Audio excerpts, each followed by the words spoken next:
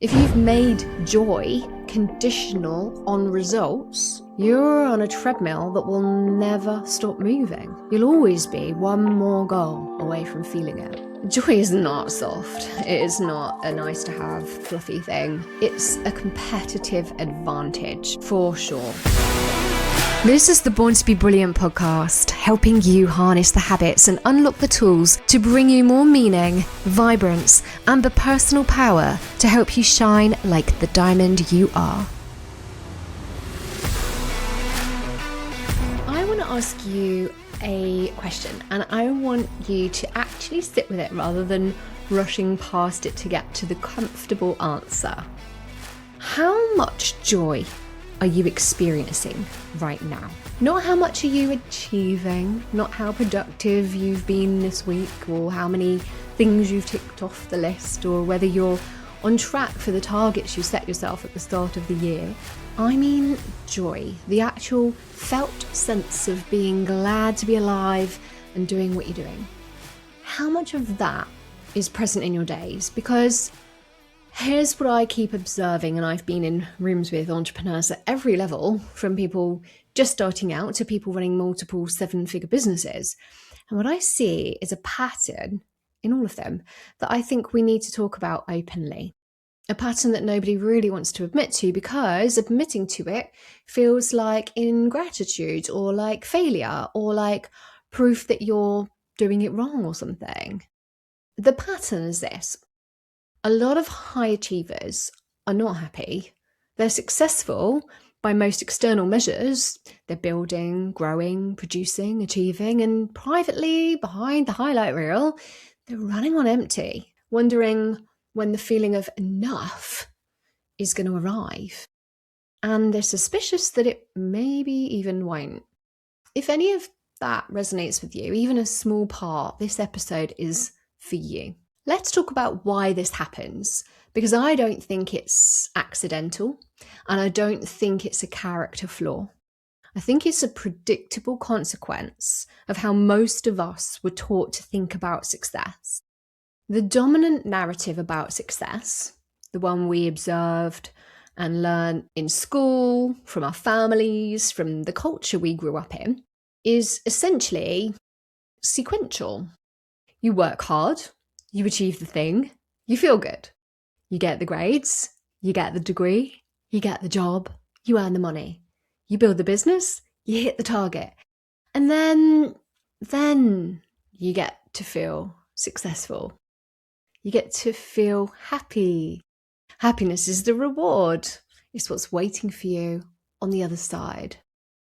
Sound familiar? The problem with this model is it doesn't work that way. Life doesn't actually work that way.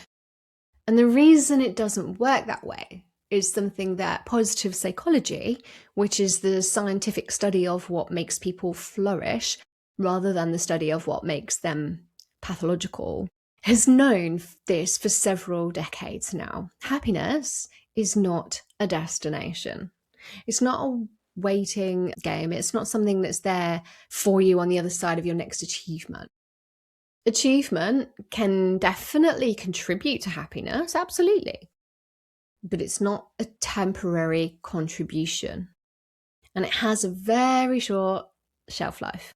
There's something called the hedonic treadmill, the psychological phenomenon where we adapt remarkably quickly to improved circumstances and then return almost exactly to our previous level of happiness. You hit the target, you feel the rush, and then within weeks or sometimes days, that new reality becomes the new normal. The target moves and you're running again. I know that this is going to be sounding familiar for some people, and this is science. What this means is that if your entire relationship with happiness is built on achievement as the prerequisite, if you've made joy conditional on results, you're on a treadmill that will never stop moving. You'll always be one more goal away from feeling it. When have you thought, I bet you're thinking of a time now when you've hit that, or you're even in one. You can relate to this right now. something significant that you thought was going to give you a particular feeling, and then it didn't. Or it did, but then that quickly became, like I said, the new normal. What's the word? Novelty wears off. And then you just expect that. So you're on again, and you're blasting towards the next hit, I guess, of dopamine, of sense of achievement, of sense of worth.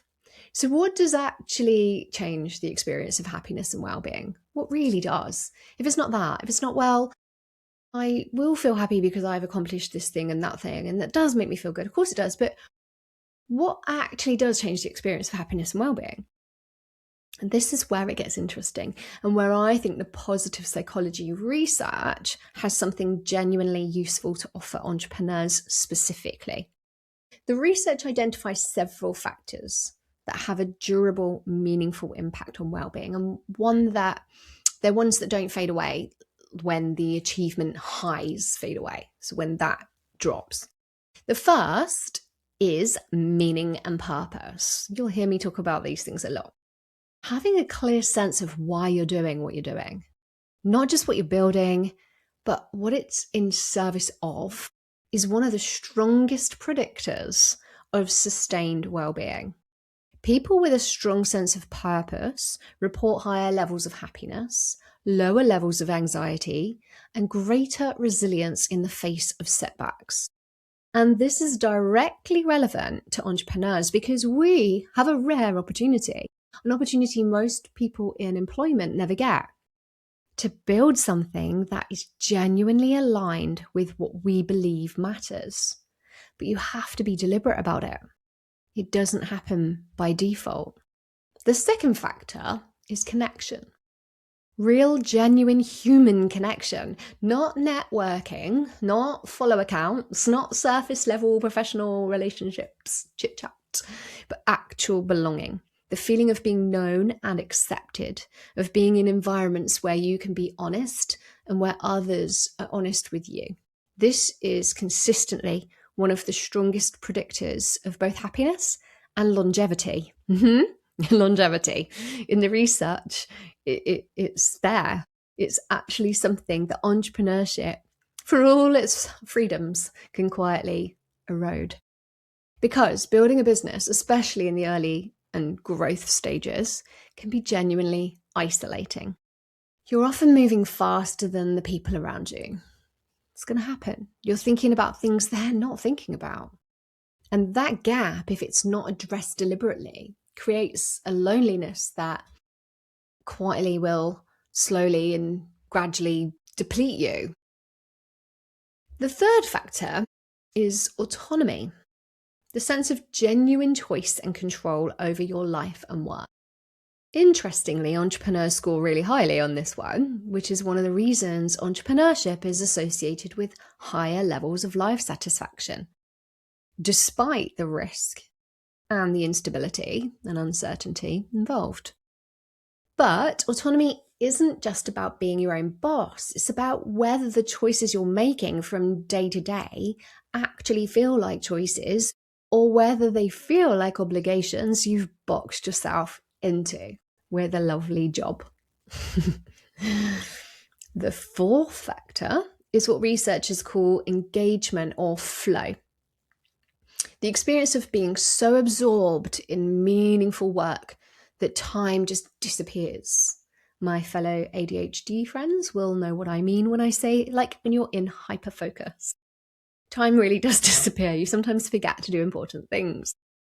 And this one is fascinating to me because I think it points to something that many entrepreneurs have actually moved away from as they've grown.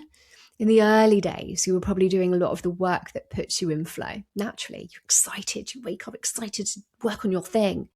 As you scale, you often delegate that work first because it's just doing stuff. And you should be working on the business.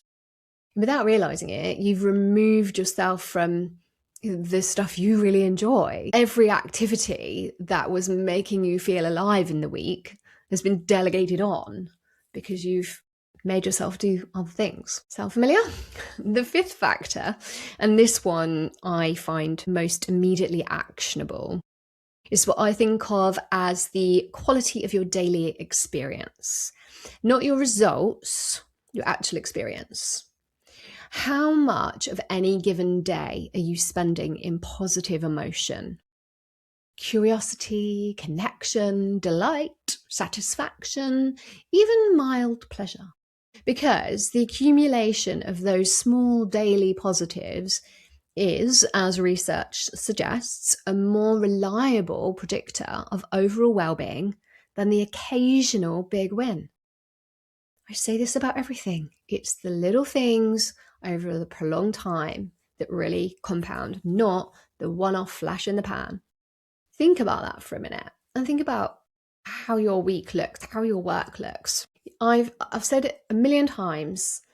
It's not just how much you do, it's what you do. And when what you do is lighting you up, you can do a lot of it. You can carry quite a big weight. You can juggle a lot of things without burning out and sustaining yourself, because you're fueling yourself with all the well-being goodness that comes with it, as opposed to depleting yourself because it's draining stuff that you're doing. Now, I want to make a point that I think is really important for entrepreneurs specifically, because I find that when I bring up happiness and well-being in a business context, there's a little bit of skepticism that surfaces in the room, a slight sense of, yeah, but that's a bit soft, isn't it? Or, what does joy have to do with my revenue? So let's hit this head on. My answer to that is everything. There you go. Everything. It has everything to do with that. And this is something I just knew intuitively before I even found the science that backs it up through my studies of positive psychology. This is what I know from all of my time in business, in observation and experience. The most consistently successful entrepreneurs I've ever known, not just financially successful, let's be clear, but the sustainably successful, the ones who are still building and thriving 10 and 15 and 20 years in, are not the ones who sacrifice their well-being on the altar of the business. They are the ones who treated their own energy, happiness, and vitality as a core business resource and protected it accordingly with boundaries and dedication and priority. What joy actually does in the context of building a business is it fuels creativity. It fuels risk-taking. It fuels the kind of generosity and presence in your marketing and your client work that people can feel through a screen. It makes you magnetic. It oozes out of you. It makes you decisive because you're clear. It makes you resilient when things go wrong. And things will always go wrong, let's face it. That's business. That's definitely entrepreneurship. Conversely, when you're depleted, when you're running on anxiety or resentment of the grinding sense that nothing is ever quite enough, your decision-making suffers. You can become from a place of desperation or lack or just low. Your creativity contracts. Your tolerance for risk disappears. It really does. You start playing not to lose rather than playing to win. And your audience can feel that too, even if they don't say it out loud or don't call it out, or even if they don't know they know it, they can feel it. Joy is not soft. It is not a nice to have fluffy thing. It's a competitive advantage for sure. And I'm sure, like me, you can think of times in your business life that you've sacrificed joy for results and lost the joy. And what happened? What happened to business in that moment? So if the goal as reward model doesn't work, then what does? I want to be genuinely practical here because I'm not interested in leaving you with a diagnosis without a prescription.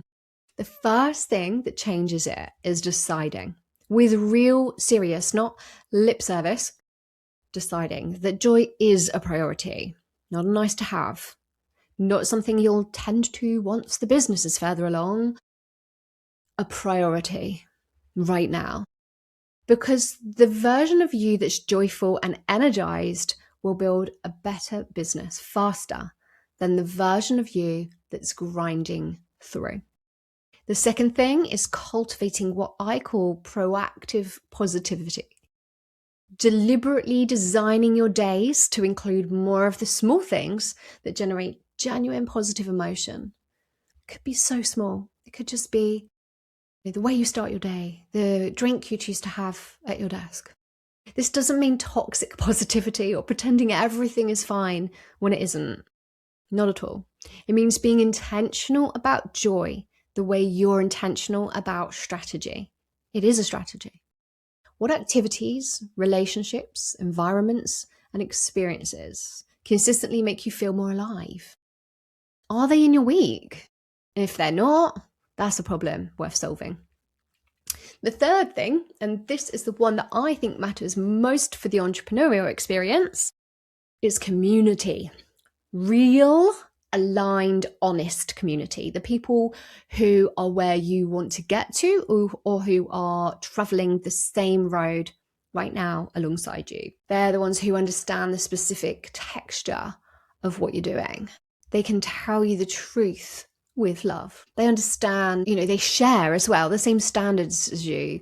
Energy that they bring to the room, it's gonna pull you upwards. It's gonna lift you rather than pulling you back down to average. What I've come to believe is the single fastest way to change your experience is to change your environment. And that can mean your physical, immediate environment around your body, like your state. Your nervous system is always absorbing the standards and emotional tone of the people around you below the level of your conscious awareness. Better environment means better baseline. And that's not something you can think your way into. It's something you have to build deliberately and intentionally. And that's why I'm deliberately building that intention into everything I'm putting into eSchool. eSchool, for those of you who haven't seen, is my entrepreneurs school. It's a hub, it's a place, a space that holds entrepreneurs in a whole performance place. An environment is a key part of that. Who is in that, who you're around, everything that you digest, absorb, hold yourself to. So have a look at that, and I'll pop the notes in the link in the show notes. But the question I opened with today was, how much joy are you actually experiencing right now? And what I want to close with is a slight variation on that. So not how much joy should you be experiencing, because that's just another way of setting a target and making joy conditional on reaching it. So not should, but rather, what is one thing you could do this week that would genuinely bring more aliveness into your days? Not a transformation, just one thing. Because that's how it starts, not with a complete overhaul, with one intentional choice and then another, until you look back and realize you've built something extraordinary, not just in your business, but in your whole life. I'd love to know, love to know what that one thing is for you. So please do come and tell me somewhere. You can find me on all the platforms. Instagram's a good place, and my handle is I am Lucy Shrimpton. Come over there and tell me. The conversation's always better together, not just in your head. Worst case, please, just write it down. If this episode has resonated with you, please share it with someone who needs it. And if you haven't already, come and find out all about eSchool and everything else we're building over in Born to be Brilliant. It's all on lucyshrimpton.com, and the link is in the show notes too. Until next time, you were born to be brilliant. Don't let anyone or anything convince you otherwise. See you next time. I hope you enjoyed this episode, and remember, go out there and shine your light bright, because you were born to be brilliant.